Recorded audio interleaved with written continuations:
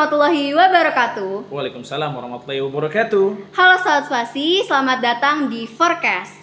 Di sini adalah video perdana kami dan di sini kita kedatangan bintang tamu. Di sini ada Bapak Andika Emir Putra SPDI selaku pembina OSIS yang baru. Halo, assalamualaikum warahmatullahi wabarakatuh.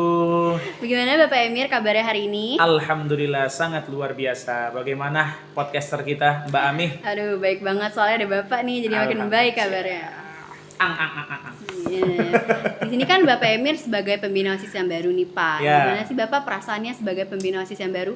Ya, pertama saya bersyukur alhamdulillahirabbil alamin saya diberikan kesempatan oleh Allah Subhanahu wa taala lewat Bu Ati waktu itu memanggil saya untuk menjadi pembina OSIS, maka saya pun menerima dengan senang hati walaupun memang tugas yang berat, tapi bagaimanapun ini adalah bagian dari passion saya sebagai seorang guru untuk membimbing kalian supaya menjadi lebih baik di pembina OSIS. Wih, oke. Di sini kita udah nyiapin beberapa pertanyaan untuk Bapak Emir. Boleh. Nah, nih Bapak Emir, menurut Bapak Emir apa sih peran utama pembina OSIS dalam mendampingi dan membimbing para pengurus OSIS? Oke. Pertama yang pasti adalah saya ini tujuannya adalah sebagai jembatan antara sekolah dan juga untuk juga kepada siswa.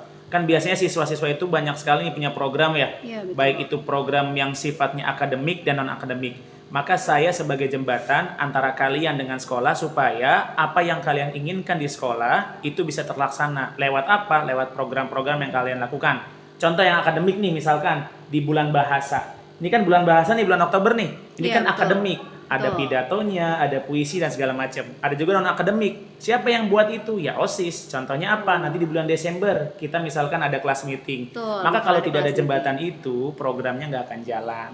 Lalu yang kedua, saya pun mengevaluasi dan membimbing kalian untuk membuat administrasi yang baik.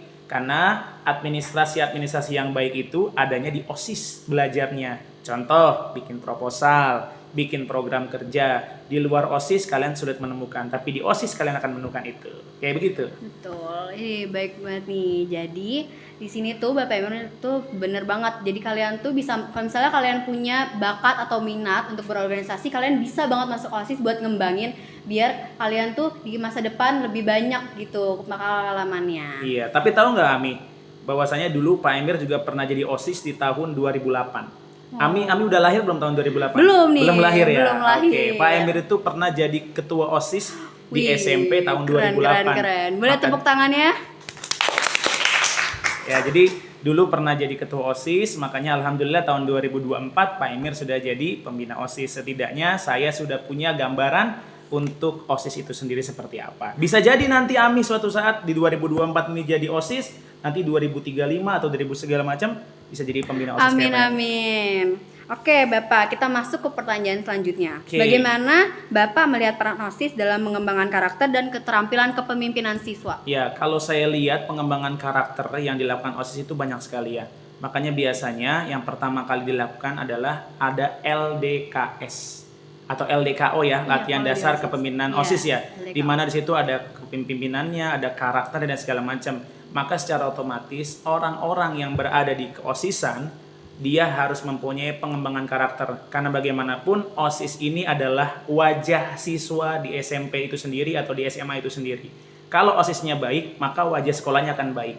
Kalau OSISnya buruk, maka wajahnya pun pasti akan buruk. Makanya OSIS itu selalu dipandang. Kalau dia salah sedikit, maka karakternya akan jelek. Contoh misalkan dalam pengembangan karakter, Ami kan pada saat di dalam OSIS itu biasanya banyak sekali aturan-aturan ya. Betul. Contoh di SMP 4 aturan yang nggak boleh dilanggar apa? Dari yang perempuan, Tidak menggunakan make up. make up. Itu termasuk karakter nggak? Betul, termasuk Tujuannya karakter. Agar bisa mematuhi peraturan, Bapak. Yang kedua, Biar biar apa? Yang kedua itu adalah supaya kita itu harus tahu porsi kita apa. Kalau anak-anak porsinya harus jadi anak-anak. Iya. Kalau sudah dewasa porsinya jangan kayak anak-anak. Maka dari itu make up itu nanti membuat kalian terlihat lebih dewasa dibandingkan umur kalian. Maka disitulah ada aturan karakter.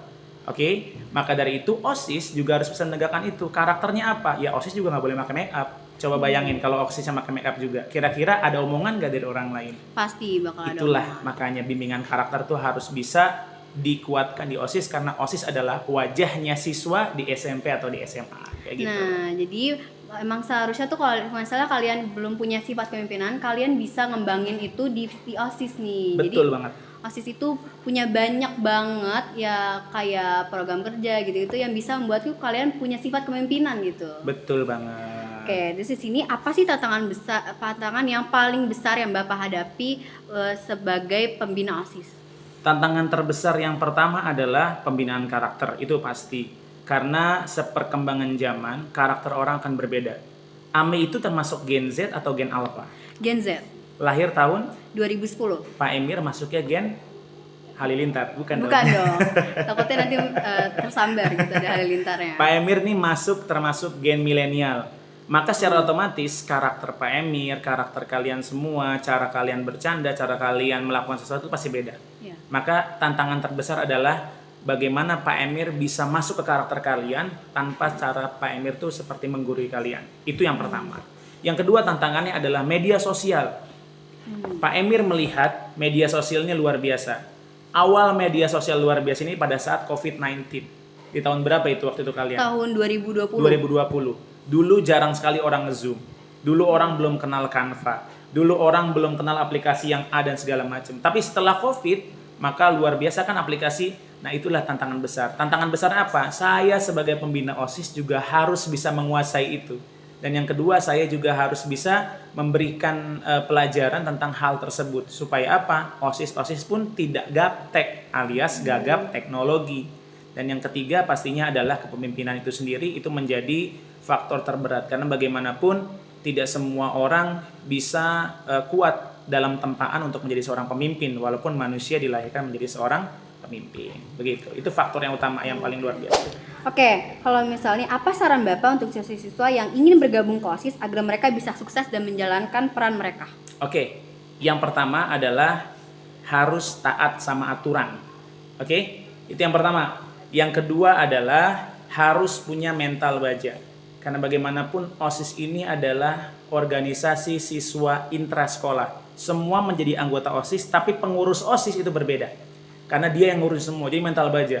Dia harus bisa begadang mungkin nantinya, dia harus bisa penuh dengan tekanan karena harus bikin A dan bikin B. Tapi itu nanti buahnya adalah di masa depan. Kalian jadi nggak ketinggalan zaman.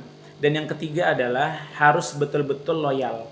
Karena bagaimanapun jangan sampai masuk OSIS cuman buat gaya-gayaan aja. Betul banget. Gitu kan? Sekarang banyak yang kayak gitu ya Bapak. Oh iya, saya nggak tahu itu. Iya.